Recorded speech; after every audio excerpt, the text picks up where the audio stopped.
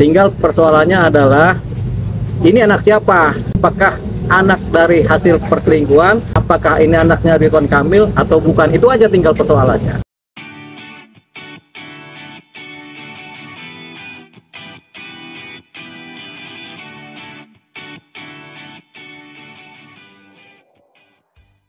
Jadi seorang Lisa Mariana dengan anaknya, kemudian dia memperjuangkan anaknya, tentunya ada tendensi-tendensi yang mau dimaui oleh dia ya. Apalagi kalau dia yakin bahwasanya ini anak dari benihnya Ridwan Kamil. Jadi keyakinan ini datang dari seorang Lisa Mariana ya. Jadi kita nggak bisa kemudian menafikan keyakinan dia. Karena dia seorang wanita, walaupun dia mungkin punya latar belakang yang negatif atau apa kata orang, tapi sebagai wanita, naluri dia kemudian memberikan keyakinan bahwasanya dia yakin ini anaknya seorang Ridwan Kamil. Tapi bagi Ridwan Kamil, dia ragu-ragu. Ridwan Kamil ini dalam keraguan-raguan, anak saya bukan ini, begitu. Tapi karena dia ragu-ragu, dia kan berhitung dengan kapan melakukannya, terus kapan anak ini lahirnya, kan dihitung. Kok bulannya nggak cukup, akhirnya dia ragu-ragu. Tapi dalam keraguan-raguannya tampaknya Ridwan Kamil cukup bertanggung jawab.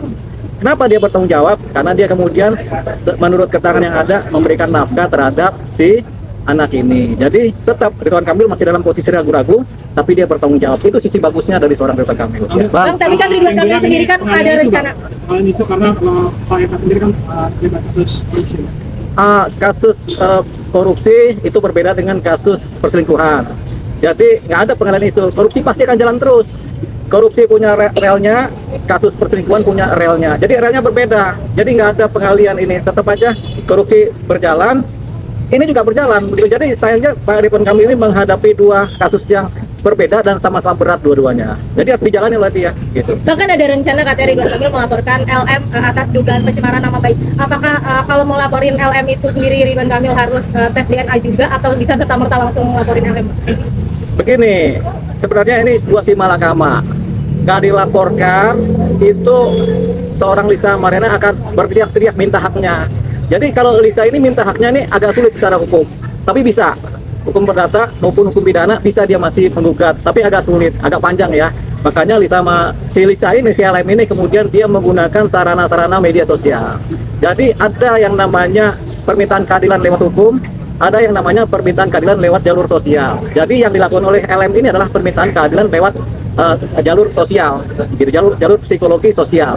Nah, permintaan keadilan seperti ini kemudian kalau dibiarkan aja tidak ditanggapi berbahaya. Makanya seorang Ridwan Kamil harus mengambil keputusan.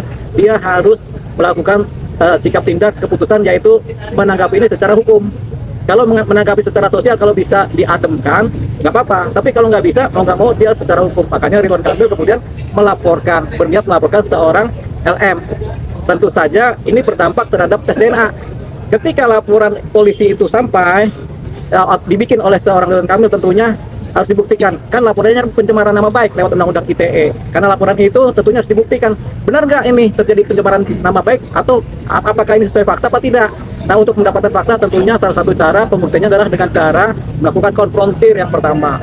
Yang kedua, mencari saksi-saksi. Yang ketiga, baru tes DNA. Jadi ketika laporannya adalah pencemaran nama baik, otomatis ujungnya adalah pembuktian lewat tes DNA. Otomatis wajib tes DNA itu polisi melakukan tes DNA terhadap anaknya. Kalau tidak terbukti ini anak Ridwan Kamil, terjadilah dugaan pencemaran nama baik. Tapi kalau terbukti pencemaran nama baiknya hilang. Begitu. Dari segi hukum apa sih yang harus dilakukan? Upaya apa yang harus dilakukan Bu Atalia sebagai istri sah? Bu Atalia, kalau bicara hukum saja, ini tapi kan ini nggak bisa hukum saja, kan harus ada persoalan kekerabatan keluarga inti, keluarga besar, kemudian persoalan sosial, persoalan psikologis hubungan antar dia sebagai istri dan si Ridwan Kamil sebagai suami kan. Jadi kalau dia hukumnya saja, ya tentunya laporannya perzinahan. Tapi laporan perzinahan ini kan sudah lama. Ujung-ujungnya juga selain laporan perzinahan, laporan lagi pencemaran nama baik karena Atalia bergabung dengan Ridwan Kamil sebagai satu keluarga. Jadi tercemarkan kan. Jadi ujung-ujungnya ke situ juga. Kalau perzinahan, ini persoalan udah lama, udah 4 tahun yang lalu ya. Jadi karena sudah 4 tahun yang lalu, susah mencari bukti perzinahan. Tapi faktanya ada, yaitu saksinya menyatakan sendiri, kami berzina kan begitu kan. Saya dengan Ridwan Kamil, kata si LM. Nah, itu salah satu buktinya, tapi itu agak susah ya. Karena perzinahan itu harus dibuktikan hubungannya bagaimana, di kamarnya bagaimana, begitu. Nah, lebih masuk juga kalau dilaporkan oleh seorang istrinya Ridwan Kamil, tentunya laporannya adalah laporan pencemaran nama baik juga, kembali ke situ ujungnya. Nah, kalau ke laporan hukum seperti ini, kembali lagi ujungnya harus ada tes DNA gitu. Bang, ini juga merugikan dari pihak LM sendiri nggak sih? Artinya tidak ada pernikahan di antara kedua belah pihak. LM rugi nggak rugi itu relatif. Kalau kepentingannya sosial atau kepentingan ekonomi atau kepentingan hukum itu relatif ya. Jadi kalau dia sendiri meledakkan ini dalam posisi minta keadilan secara sosial, itu artinya si LM ini merasa tidak rugi. Jadi dengan begini dia sebenarnya merasa untung. Tapi Bang, yang namanya perselingkuhan itu akhirnya kan tidak dibenarkan oleh beberapa masyarakat. Ya. Artinya hal seperti ini, seandainya dari LM sendiri menang, apakah perempuan-perempuan yang di sana yang memang istri saya itu tidak akan berontak gitu loh dengan artinya mereka kan pasti ada kekhawatiran suaminya berselingkuh. Oh ya, sebenarnya hal seperti ini tabu untuk dibicarakan ya. Tapi ini kan teriakan-teriakan dari wanita ya. Jadi yang tabu ini kemudian kalau kita sampaikan di sini juga tabu juga sebenarnya ya. Jadi banyak wanita, banyak istri kemudian yang mengalami seperti ini, hal seperti ini. Tapi kemudian ada yang bisa menerima, ada yang bisa mentoleransi, ada yang bisa memaafkan, ada yang tidak. Kalau tidak bisa memaafkan tentunya ujungnya perceraian. Tapi kalau bisa memaafkan tentu hubungannya langgeng. Tapi hubungan langgeng ini hubungan yang sifatnya tidak seperti dulu gitu. Karena setiap ada pengkhianatan timbul rasa sakit. Kadang wanita ini sakitnya lama. Kalau laki-laki lebih gila lagi. Nggak cuma sakit, dia langsung dicerain kalau ada yang begini-begini begitu. Makanya kalau untuk tes DNA, ya, siapa yang lebih berkompeten sebetulnya? Apakah dua pihak atau salah satu pihak? kalau tes DNA, kalau pakai ilmu hukum tes DNA ya, tes DNA itu harus dilaksanakan oleh 3 pihak, anaknya, bapaknya, ibunya secara berbarengan. Harus diketahui dan ada saksi bahwasanya darahnya diambil atau apa yang diambil itu harus ada saksi, dokter atau bidan atau perawat. Dia tahu nih yang ambil ini darahnya si bapak, ini darahnya si ibu, ini darah si anak. Sementara kan tes DNA kan lewat darah dulu kan.